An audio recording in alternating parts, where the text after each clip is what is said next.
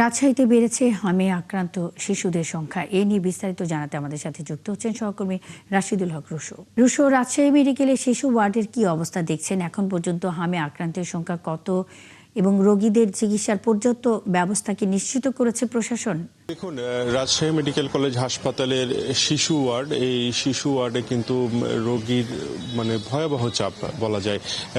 যেখানে আসলে 200টি শয্যা রয়েছে, 3 গুণের বেশি রোগী সেখানে চিকিৎসা নিচ্ছেন, এমনটি কিন্তু শিশু বিভাগের যে চিকিৎসকরা তারা কিন্তু সেটি বলছেন। তো এর মধ্যে যেটি হয়েছে যে এই রোগীদের এমনি চাপে চিকিৎসকদের একটি হিমশিম খেতে হয়। এর মধ্যে যে হামের প্রাদুর্ভাব বৃদ্ধি, এটি কিন্তু আসলে আরো একটি বাড়তি চাপ সৃষ্টি করেছে। এবং আপনি জানেন যে এই শিশু ওয়ার্ডের এই চলতি মাসে শিশু মৃত্যুকে কেন্দ্র করে একটি দেশব্যাপী আলোড়ন সৃষ্টি হয়েছে। এরই ধারাবাহিকতায় কিন্তু শুধু যে রাজশাহী মেডিকেল কলেজ নয়, পুরো স্বাস্থ্য বিভাগে নড়েচড়ে বসেছে। বিভিন্ন পর্যায় থেকে আসলে এই শিশুদের সুচিকিৎসা নিশ্চিতকরণের কাজ চলছে। এরই ধারাবাহিকতায় আজকে স্বাস্থ্য অধিদপ্তরের মহাপরিচালক অধ্যাপক ডাক্তার প্রভাত চন্দ্র বিশ্বাস, তিনিও কিন্তু আজকে রাজশাহী মেডিকেল কলেজ হাসপাতাল পরিদর্শনে আসছেন। তো যেটি আপনি বলছেন যে কি ধরনের আসলে ব্যবস্থা নেওয়া হচ্ছে, চিকিৎসকরা কিন্তু বা হাসপাতাল কর্তৃপক্ষ তাদের সর্বোচ্চ যে সক্ষমতা রয়েছে সেটি কিন্তু দিয়ে তারা কাজ করে যাচ্ছেন।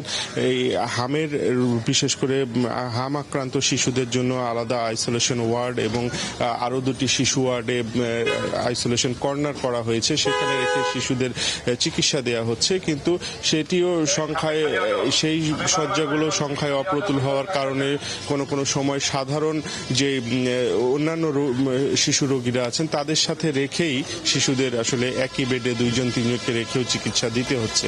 এতে করে কিন্তু হাসপাতালের ভেতরে এক ধরনের যেহেতু ছোঁয়াচে রোগ হাম, সেটি কিন্তু হাসপাতালের ভেতর থেকে অনেক সময় এই রোগটি ছড়াচ্ছে। তো সব মিলিয়ে আসলে এখন চেষ্টা করা হচ্ছে। গতকাল এখানে রাজশাহী মেডিকেল কলেজ হাসপাতাল পরিদর্শন করেছিলেন বিএনপির স্বাস্থ্য বিষয়ক সম্পাদক ডাক্তার রফিকুল ইসলাম। তিনি পরিদর্শন শেষে তিনি জানিয়েছিলেন যে এই অন্তর্বর্তী সরকারের সময় হামের যে টিকা ক্রয় সেটিতে কিছু জটিলতা সৃষ্টি হয়েছিল। সেই কারণে হয়তো সঠিকভাবে এই একটি বছর শিশুরা হামের টিকা থেকে বঞ্চিত হয়েছে, এরকম হতে পারে তিনি ধারণা করছেন। সেই কারণে হামের প্রাদুর্ভাবটি বাড়তে পারে, তিনি কিন্তু এমন একটি শঙ্কাও প্রকাশ করেছেন।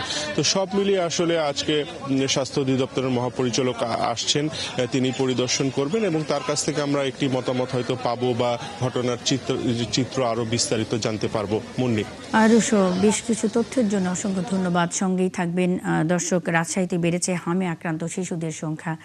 এ বিষয়ে সবশেষ খবরাখবর নিয়ে রাশিদুল হক রুশো রাজশাহী থেকে যুক্ত ছিলেন।